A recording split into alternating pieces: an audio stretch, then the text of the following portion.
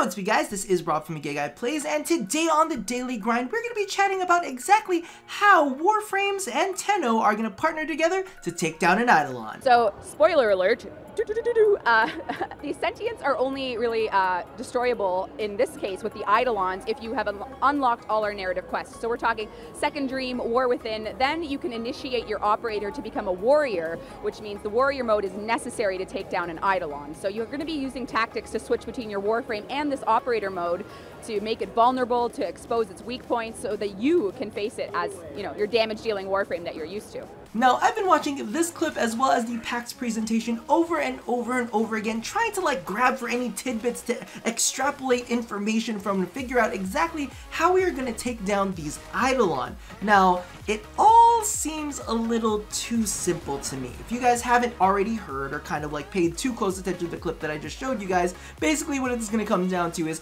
our operators are going to be tenderizing the Eidolon, and then our Warframes are going to swoop in and deal a whole bunch of damage to them. Now, of course, there are going to be multi-stage fights, so there's probably different ways that we're going to be able to do this. But just looking at the operator's current kits right now, unless they do some major changes to them becoming an operator warrior, then I kind of feel like this might be a tad bit too easy. So looking at the kit, we've got Void Laser. I'm not sure if these are any official terms, but that's what I call them. There's also Kyokin, known as Void Punch, Void Blast, I don't know what it's called. Then there's Void Dash, and of course there's the Void Invisibility. So that's a pretty limited skill set, and a part of me thinks that, you know, they're not going to change that too drastically, because we still do need it to work, you know, on Kula farms and all of that kind of stuff.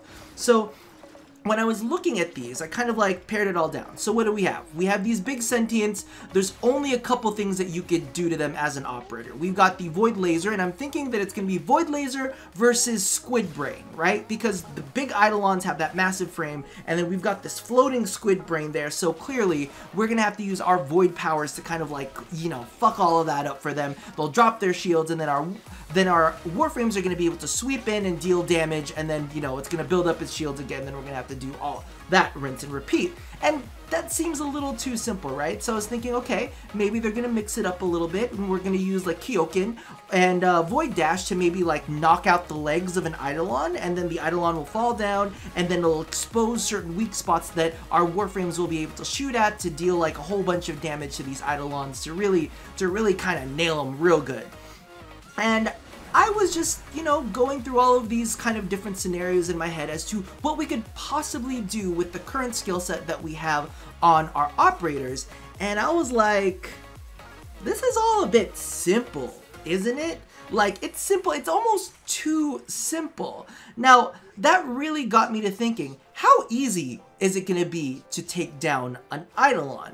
Because they've stated over and over, this is going to be veteran content, this is going to be kind of endgame. So part of me is almost wondering, when you say veteran content, do you mean veterans who've been playing the game for a long time and are familiar with the mechanics, you know, understand how to parkour, or understand really good aim, or how to get at weak spots? Do you mean that? Or do you mean veteran as in anybody who's just finished the quest lines and have access to their operators? Because, you know, there's two very distinctly different things that are going on out there. To be a veteran and to have the experience is one thing, or just to have anybody who's played the game long enough to beat the quests is a completely different thing. They've also stated that this is going to be end game. So of course there's got to be some challenge to it, more challenge than just kind of Void Beam, Squid Brain, shields down, go get 'em Warframe, right? That's a little too simple in my head. And one of the big things that I wanted to point out was the fact that Rebecca had stated that you're not going to be able to just kill an Eidolon, that you're going to need some prep in order to do it.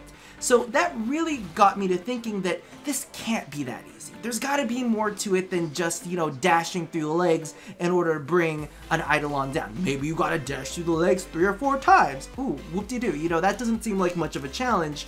But one of the things that I was really thinking about is consumables. So the thing that they stated, you know, she said that we would have to prep in order to take down the Eidolon. So I'm thinking we're going to need to come prepared with consumables potentially.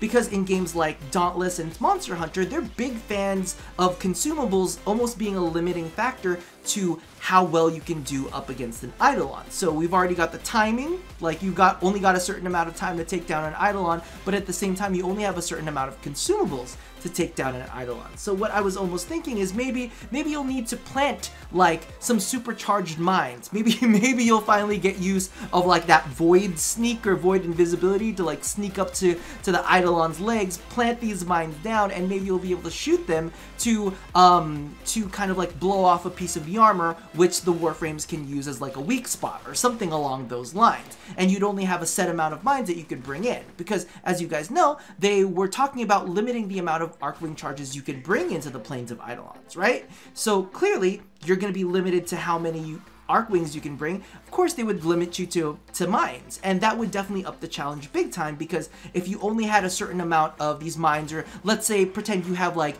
a certain type of ammo that mixes with the void energies your laser can put out, and maybe that's the only time you'll be able to bring down the squid brain.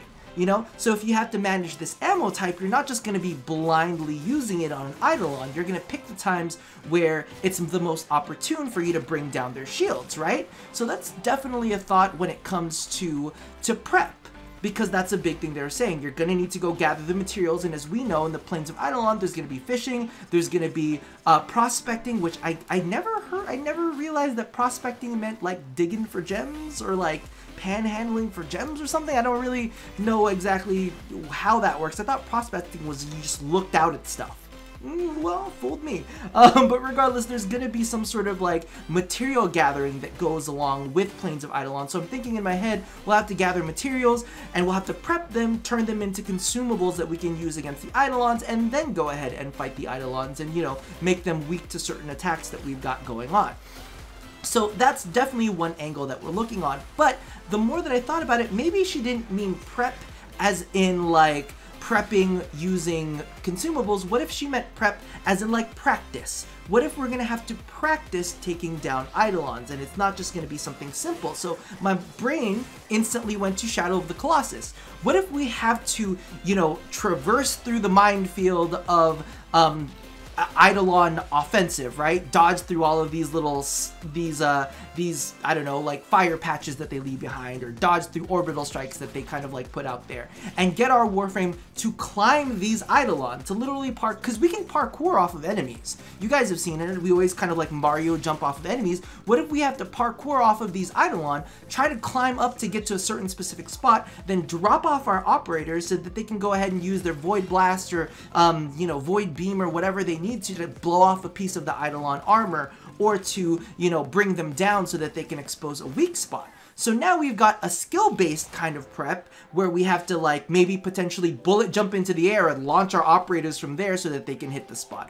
I don't know, but that's definitely kind of like something that you'd have to practice in order to be able to take down an Eidolon, and that definitely kind of feels more like a partnership between Warframe and Operator. And that's definitely another quote that they had stated, is that there's this partnering between the two to take them down, and that you're gonna have to release your Operator tactically. So I'm wondering if that kind of has to do something with it. Maybe it has to do with the release of the Operator up against the Eidolon. Something along those lines. Now, the only other kind of prep that I was thinking too is, as we all know, Cetus is actually gonna be kind of like a faction.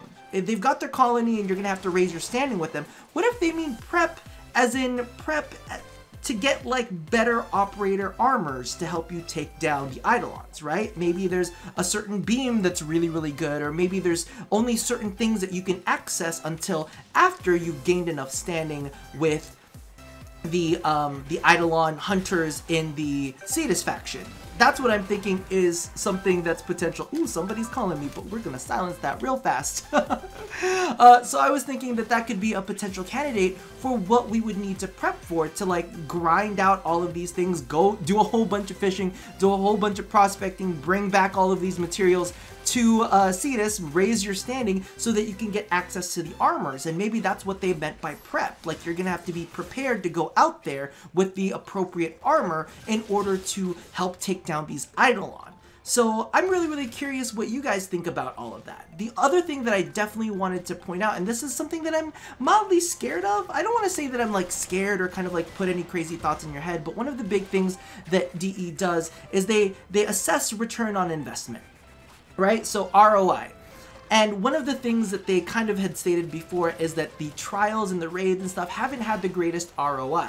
So basically what they mean by that is they put a lot of time into developing those things, but not that much of the population is playing them.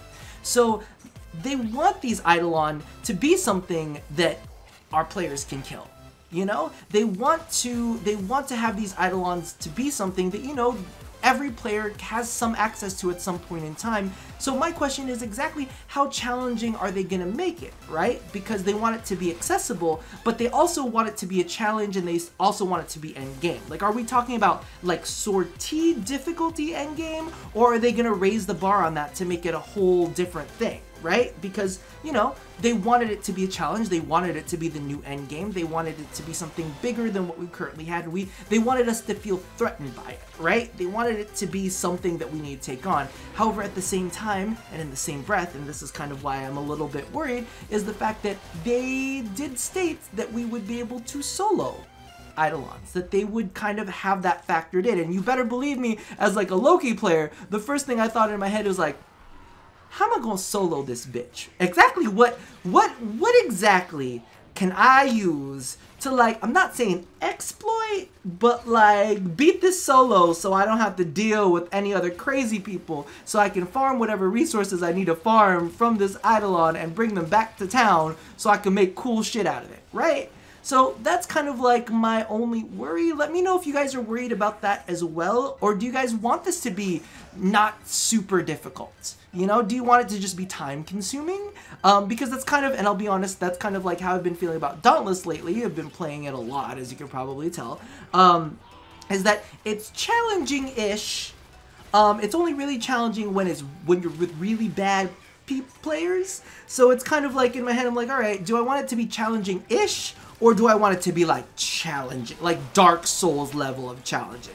Like what kind of level of difficulty do we want for this? All right, so that's gonna do it for me because I've been rambling for way too long. I'm gonna put it out to you guys. Let me know, what kind of prep do you think that DE is going to employ, and what kind of prep would you like them to employ when it comes to Plains of Eidolons? Do you want it to be consumables? Do you want it to be solely skill-based? Do you want it to be grind-based? Because hey, here's the thing, and you know grind-based sounds like the worst of it, but listen, if it's grind-based, we'll all eventually be able to be on similar playing fields so that it won't be ridiculously, insanely difficult, and everybody will have their crack at it. What do you think they're going to do with the operators? Do you think their skill sets are going to massively change when they get into Plains of Eidolon? They become Tenno warriors? And lastly, how difficult do you want these Eidolon to be? Do you want them to be nearly inaccessible, or do you want to just barely be able to beat them every single time? Leave that all in the comments below.